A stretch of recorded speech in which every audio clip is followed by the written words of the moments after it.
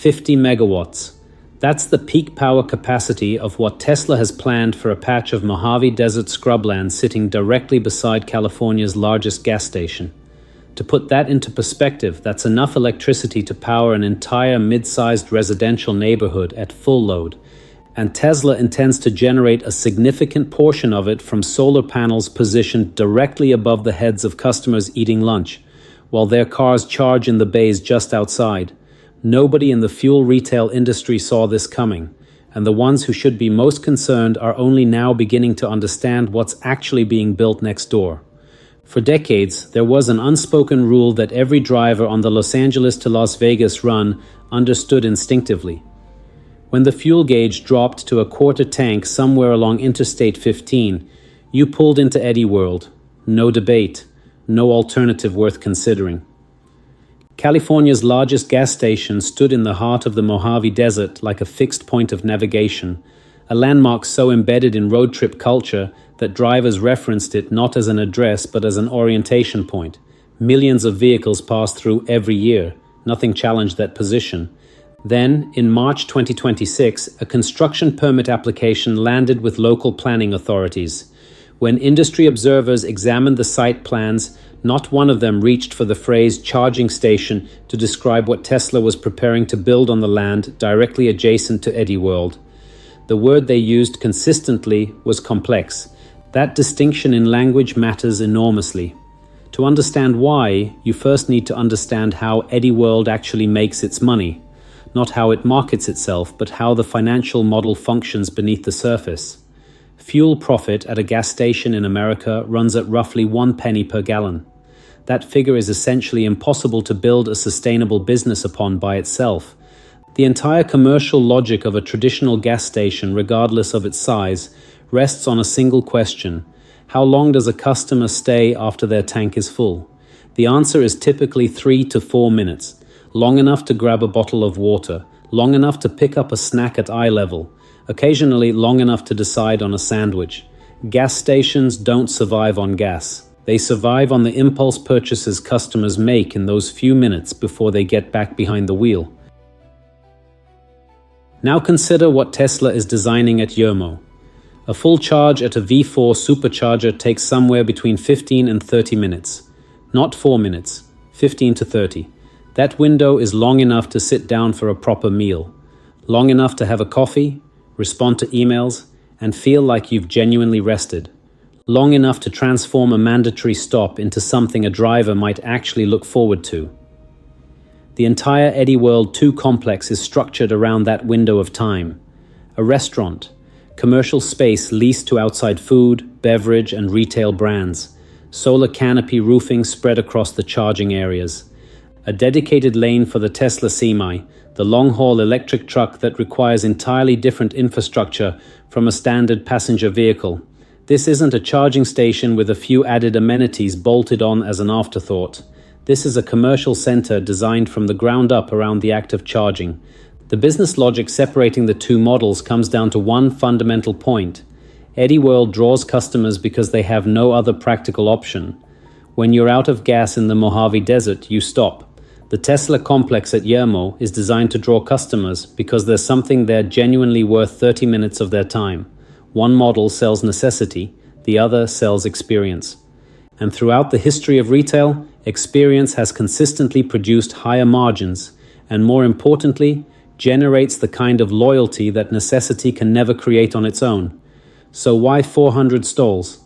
And why did Tesla choose this precise moment to propose a project at a scale never previously attempted anywhere in global EV infrastructure? Several pressures are converging simultaneously, and when you examine each one, the logic becomes considerably clearer. At Yermo right now, Tesla operates a modest cluster of second and third generation charging stalls capped at 150 kilowatts. That number was already insufficient for real-world demand several years ago, let alone today. Every major holiday period, Thanksgiving, Christmas, summer break, hundreds of EV drivers line up here, not for 10 minutes, not for 20. There have been occasions when the wait exceeded 1 hour, longer than the drive from Yermo to Las Vegas in light traffic. And even with a substantial number of high-powered DC fast chargers from multiple providers already operating within 12 miles, including significant Tesla capacity in nearby Barstow and Baker, this corridor still hits its ceiling during peak hours. That's the pressure on the supply side. The demand side carries even more weight. From 2024 through early 2026, virtually every major vehicle manufacturer in North America joined the supercharger ecosystem. Ford, General Motors, Rivian, Hyundai, Kia, Mercedes-Benz, BMW, Volvo. In November 2025, Stellantis confirmed that several of its upcoming electric models would gain supercharger access starting in early 2026, with additional models to follow. When nearly all EVs on the continent funnel into a single charging network, demand doesn't grow one vehicle at a time. It grows exponentially because every new vehicle creates not just its own demand, but interacts with the demand of every other vehicle traveling the same corridor. Yermo sits at the center of all that pressure. 400 stalls isn't a figure Tesla selected to make a statement. It's the minimum required to prevent this corridor from bottlenecking for at least the next decade, even assuming EV adoption continues at its current pace. There's also a strategic dimension that receives very little attention. Eddy World isn't merely a name on a map. It's a cultural landmark tied to California road trip identity for decades, a reference point. When Tesla chose to build directly beside it, they weren't simply solving an infrastructure problem. They were inserting themselves into the conversation about what the long-distance road stop in America looks like going forward. The Eddy World 2 project unfolds across 6 phases, and the structure of those phases reveals a great deal about how Tesla manages risk and capital allocation. Phase 1 is expected to break ground in late 2026 and will bring 72 V4 stalls online, not 472. That number is sufficient to ease immediate congestion under normal conditions and sufficient for Tesla to gather real operational data before committing further capital to subsequent phases. Phases 2 through 5 expand the complex step by step along Calico Boulevard, integrating the restaurant, retail spaces, and solar canopy roofing progressively. Phase 6 completes the full build, over 400 stalls with peak capacity exceeding 50 megawatts. Crucially, Tesla isn't operating the restaurant or retail spaces itself. It's leasing that commercial space to outside food, beverage, and retail brands. That means Tesla earns revenue not only from electricity sales but from the customer foot traffic that its own charging infrastructure generates. That's the financial model of a commercial property owner, not a power company. The solar canopy and battery storage system integrated into the site serve a dual purpose.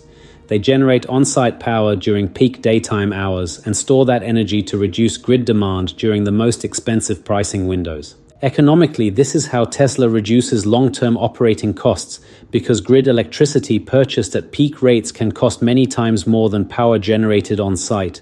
In theory, the solar panels above your head while you eat are generating the electricity going into your car in the bay outside. That closed loop is the long-term target Tesla is working toward. For context, the current world record for the largest supercharger station, Project Oasis at Lost Hills in California, has 164 stalls. Yermo at full build will be 2.5 times that size, and this isn't intended as a ceiling, it's a prototype for what Tesla is planning across highway corridors throughout the United States and Europe. The biggest challenge here isn't technical, it's power. 50 megawatts can't be arranged by simply calling the local utility and requesting a connection upgrade. This level of capacity requires long-term contract negotiations, transmission infrastructure assessments, and in many cases a full upgrade of the grid connection lines running from the nearest substation. In the middle of the Mojave Desert, far from any urban center, that's time-consuming and expensive work that must be completed before a single stall goes into the ground. Competition is also arriving from directions few anticipated. In the first 2 months of 2026 alone, Walmart significantly expanded its DC fast charger footprint, growing from 20 locations to 31 with more than 224 stalls and a substantial pipeline of additional sites. Walmart is neither an EV company nor an energy company, but it possesses thousands of large parking lots positioned in the heart of residential areas, locations that ordinary people visit at least once a week. Shell and BP are also experimenting with integrating EV charging into existing gas station sites. They have locations, they have traffic, they have roadside brand recognition built over generations. What they don't have is a vertically integrated charging hardware manufacturing operation. They don't have tens of thousands of stalls generating network effects across an entire continent. And they don't have the volume of real-world charging session data that Tesla uses to optimize every operational decision.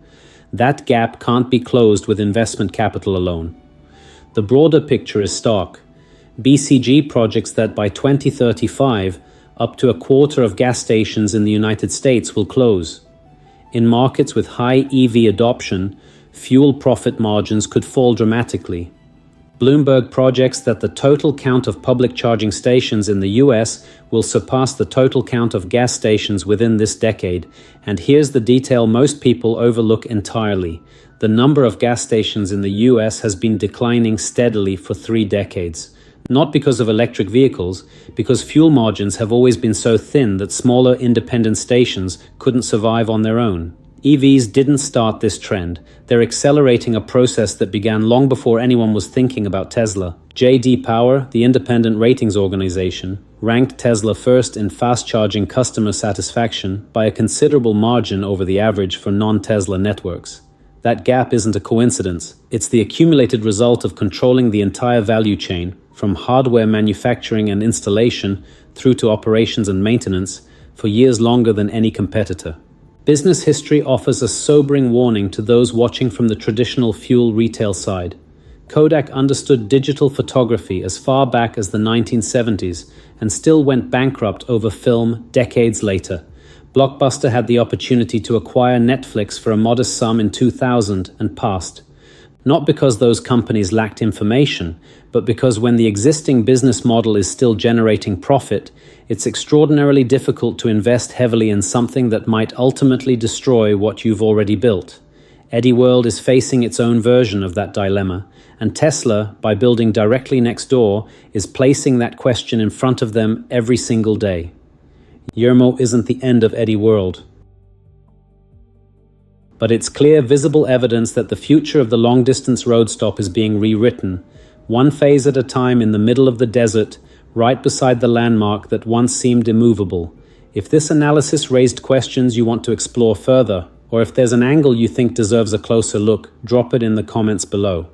Like the video if you found it useful, share it with someone who ought to be paying attention to this space, and subscribe so you don't miss what comes next.